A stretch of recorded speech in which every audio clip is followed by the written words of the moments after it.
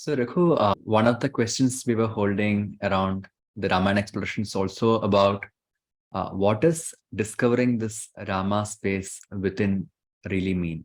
See, one of the first things I think we have to realize is the entire process of unfolding from within, is my responsibility. Right? Now, if I start taking responsibility for that, I think I will realize that the entire struggle between so-called good and bad is not happening out there anywhere outside. Yeah, it's actually happening within me, and I am the battlefield. Yeah, Ayurveda is very explicit about this. It says that it is not these small vectors that you can't see with the eye coming from the outside that cause disease in me.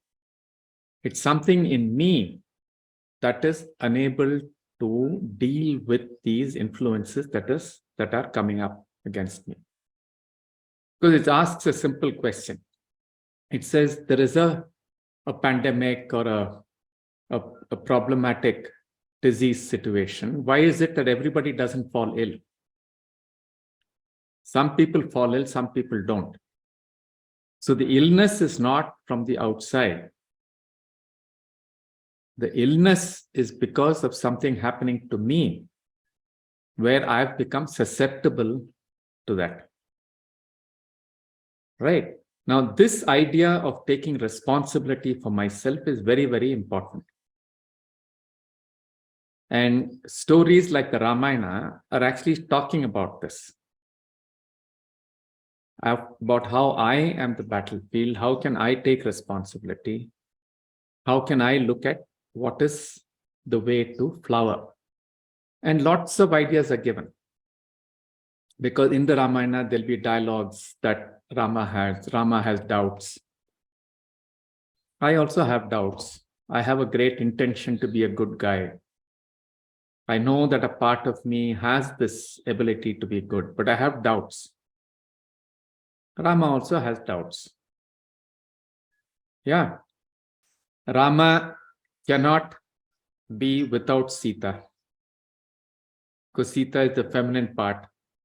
So there has to be a deep relationship between the masculine and feminine in me.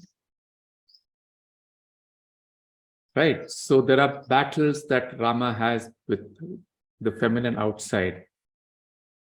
When he defeats those negative feminine archetypes, he goes and finds Sita.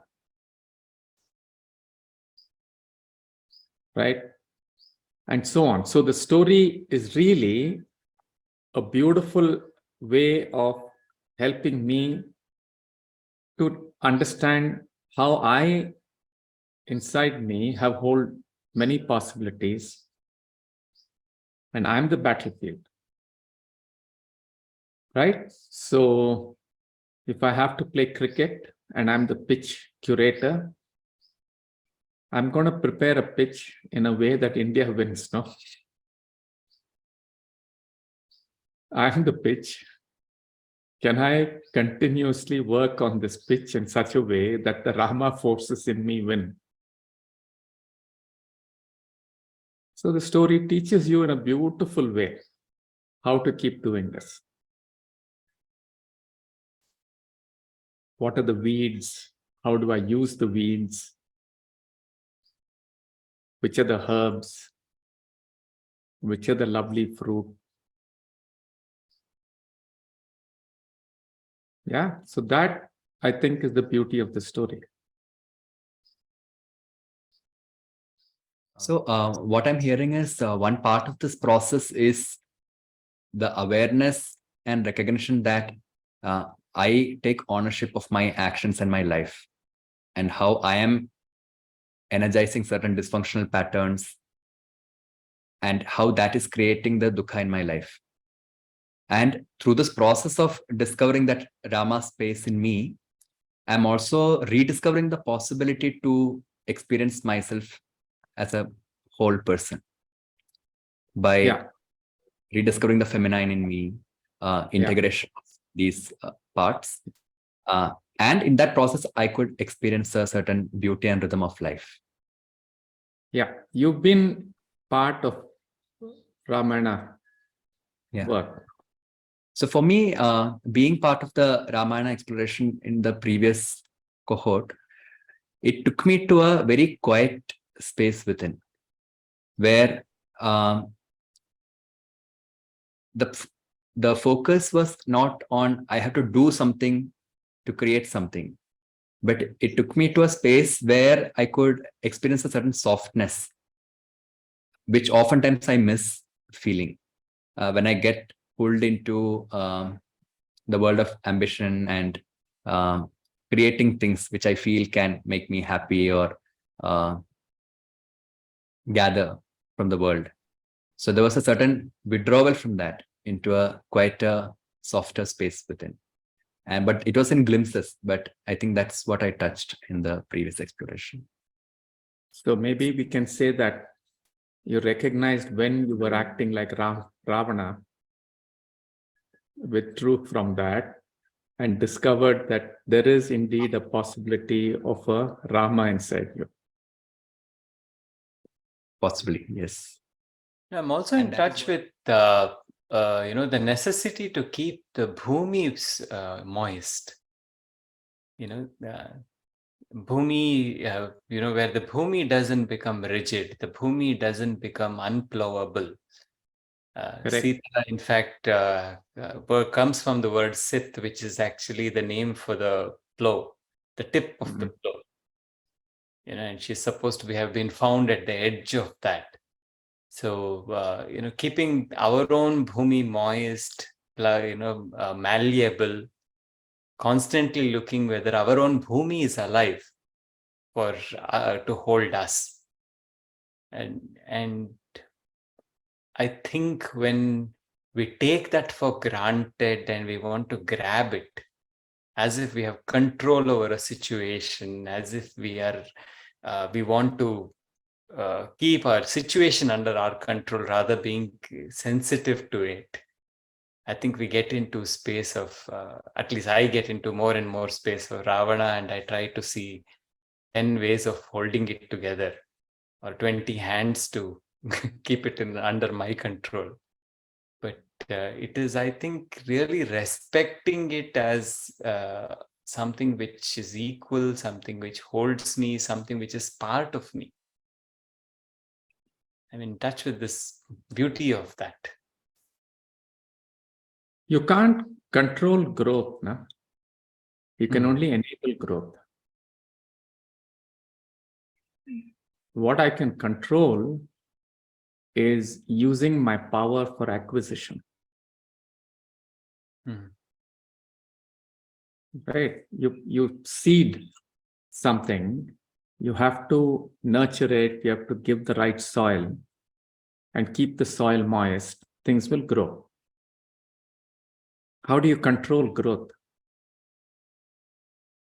And yet, the problematic metaphor that we find being used all the time for personal growth is, how do I act on myself? How do I make myself an instrument of success? Whereas I think the yogic reality is, this is not possible. The only thing that is possible is really respecting what is it in me that is intrinsic, what is my swabhava, that is my seed.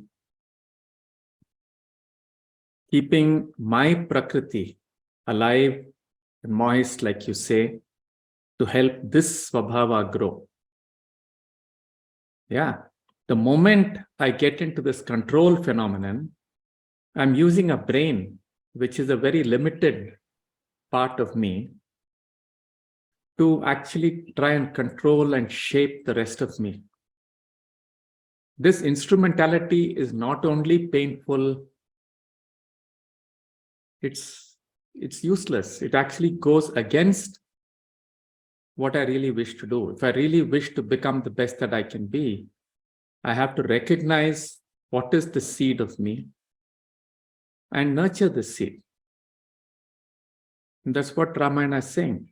How do I enable Rama to really discover himself, to discover his divinity, which he himself has forgotten. So we do the same thing. We forget our divinity. And if we don't even touch the fact that there is a spark of divinity inside us, we do what Ravana does.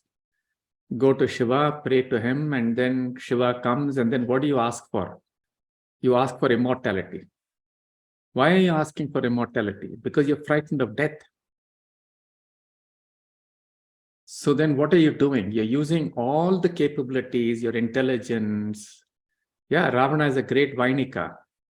He is a phenomenally talented person. But he takes all of those talents and literally sacrifices it on the altar of fear of death. And therefore becomes a terrifying guy. Yeah, thinking that death is going to come from the outside. So anything that threatens him, he has to go nuts. Whereas his own inner capabilities, which Shiva recognized, he doesn't honor. So the story is, in a very simple, very beautiful way, giving us so many keys to say what is a beautiful life, what is a worthwhile life, what is a meaningful life, what's a divine life. Yeah, and I think more than ever today, human beings have to look at this fact that I can choose to be human, be divine, or I behave like a virus, the Ravana-like behavior, use AI, use every technology under the sun to see how I become immortal, which means I just use it based on the fear of death. And, spread the contagion, no? Make other people afraid, use it for destruction, use it for acquisition, and become like Ravana. As you talk about, the touching the Rama space within, I can't help but, bring up, realize that, the intention behind creating Ritambhara space is also that we create a garden, we create a space where we enable people who come in, their own swabhava or the seeds within, to be recognized, first of all, in ways that it might have got covered due to our ways of living, ways of aspiration. Yeah. And then really invite them to nurture it so that the best Soil moist. Yeah. Keep the soil moist and nurture it so that it grows. Yeah. What a nice coincidence, no? When you're saying this, Sashi is doing the bell and praying to, we have Sita in our home altar right in the center.